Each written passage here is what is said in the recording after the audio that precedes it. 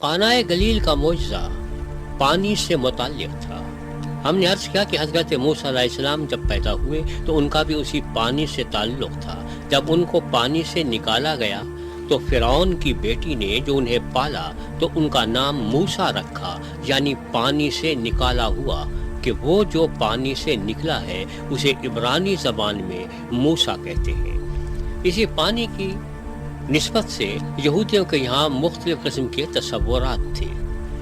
बहुत सारे लोग ये समझते थे कि जिन्नात का बसेरा या तो रेगिस्तान में होता है या पानी में होता है, या वो ऐसी जगह होता है जहाँ पानी होता है, या वो ऐसी जगह होते हैं जहाँ पे पानी नहीं होता। यानी दोनों चीज़ें अच्छी खासी मुसीबत का बायस थी। इसलिए दोनों के ऊपर काबू पाना बहुत ज़रूरी था, चाहे वो जिन्नात किसी रेगिस्तान में रहते हों, चाहे वो जिन्नात किसी पानी में रहते हों। तो लिहाजा सबसे पहले जब आपने तबलीग शुरू की, उससे पहले आप शैतान के हेडक्वार्टर में रेगिस्तान में बयाबान में चले गए ताकि दुश्मन को उसके हेडक्वार्टर में जाके शिकस्त दी जाए, क्योंकि अपने मैदान में शिकस्त देना कोई बहादुरी की बात नहीं हुआ करती। बहादुरी तो यही है कि दुश्मन को दुश्मन की अपनी जगह पर, उसी के मुकाम पर शिकस्त दे दी जाए और वो मुंह देखता रह जाए। अब पानी रह गया था कि पानी से लोग घबराते थे। उन्हें डर ये लगता था कि ये पानी में जब लहरें उठती हैं तो ऐसा लगता है कि जिन्नात अपना सर उठा रहे हैं, बगावत पर उतर आए हैं और अभी हमें डुबो के रख देंगे। एक दफ़ा आप अपने सहाबा इकराम के साथ थे, कश्ती से गुजर रहे थे। जिस जगह ये मकाम वाक़ है उसके दोनों तरफ बड़ी ढलवान किस्म की पहाड़ियाँ हैं और वहाँ पे गर्मी भी शदीद पड़ती है। जब पानी गर्म होता है तो उसके ऊपर की हवा भी गर्म होती है और हवा गर्म होने के बाद ऊपर को उठ जाती है। इस कायनात में खला पसंद नहीं किया जाता। उस खला को पूरा करने के लिए पहाड़ियों के ऊपर से तेज़ी से हवाएं ठंडी आती हैं और उसके बाद ठंडी और गर्म हवाएं मिलकर एक तूफ़ान बपा कर देती हैं। आप जैसे आमतौर पर देखते हैं कि जब हमारे यहाँ मानसून की बारिशें होती है तो ऐसा ही हुआ करता है। तो उस तूफ़ान में आप कश्ती के अंदर थे, आप बड़े आराम से और सुकून से सो रहे थे। आपके सहाबा कराम जा रहे थे कि तूफ़ान आ गया। ये लोग अनाड़ी नहीं थे, इनकी तमाम उम्रें मछेरों की हैसियत से गुजरी थी। ये उसी झील में सफ़र किया करते थे। ऐसे मुश्किलात ये पहले भी बर्दाश्त कर चुके थे, लेकिन अब के तूफ़ान कुछ अजीब व गरीब था कि इन्हें अपनी जान के लाले पड़ गए और चीखने चिल्लाने लगे और जाके मौला को उठाया और कहा कि मौला देखिए, हम मरे चले जा रहे हैं, आपको कोई फिक्र नहीं है। अजीब व गरीब सवाल है। होना ये चाहिए था कि मौला देखिए, अगर कश्ती डूब गई तो खुदा ना खास्ता आप भी डूब जाएंगे। लेकिन उनके दिल में ये कभी ख्याल नहीं आया कि ये शख्स कभी पानी में डूब सकता है। ख्याल अपना था कि हम डूब सकते हैं, क्योंकि हम इस पानी से नावाकिफ़ हैं। लेकिन ये तो वो है जो पानी में डूबने का सवाल पैदा नहीं होता, क्योंकि इसी किस्म का एक मोइज़ा वो देख भी चुके थे कि आप पानी के ऊपर चलते हुए आए थे। जो पानी पे चल सके उसको पानी कहाँ से डुबोएगा। लिहाजा उन्हें अपनी जान की पड़ी थी कि मौला हमें बचाइए। आप खड़े हुए, आपने पानी को डांटा, आपने सैलाब को डांटा, तूफ़ान को डांटा, हवाओं को डांट पिलाई, और उसके बाद जो कुछ हुआ, इब्रानी वतन में उसका मफ़हूम ये है कि उस तूफ़ान के मुंह में लगाम पड़ गई। सिर्फ यही नहीं है कि वो थम गया, उसकी तमाम सरकशी ख़त्म हो गई कि वो जो सर उठा रहा था अब वो सर दबा के बैठ गया। इसलिए आपके सहाबा कराम कुछ हैरान भी थे और ये सोच रहे थे कि ये कैसा शख्स है, यूनानी ज़बान में ये कैसा इंसान है जिसका कहना तूफ़ान भी मानते हैं। और ये वाकई ताज्जुब की बात है कि इंसान हो तो जाहिर है कि उसका कहना तूफ़ान नहीं माना करते, लेकिन अगर वो इंसान ना हो, इंसान से बालातर हो, फिर तो तूफ़ान क्या कोई भी चीज़ हो उसका कहना मानेगी।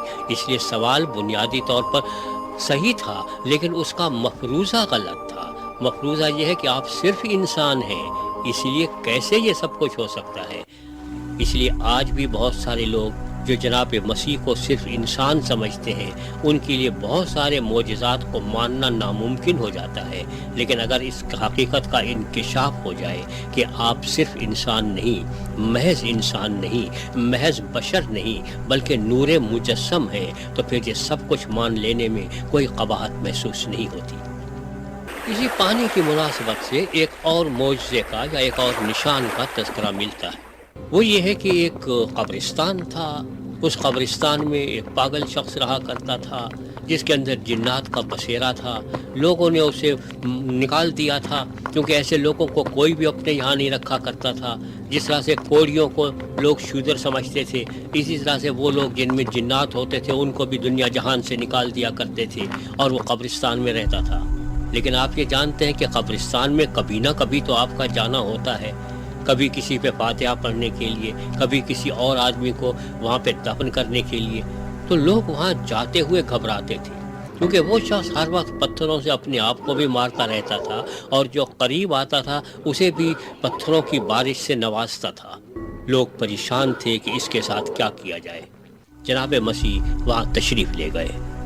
یہ علاقہ غیر یہودیوں کا تھا۔ غیر یہودی لوگ خنزیر پالا کرتے تھے، لہذا وہاں پر قریب ہی خنزیر بھی پہل رہے تھے۔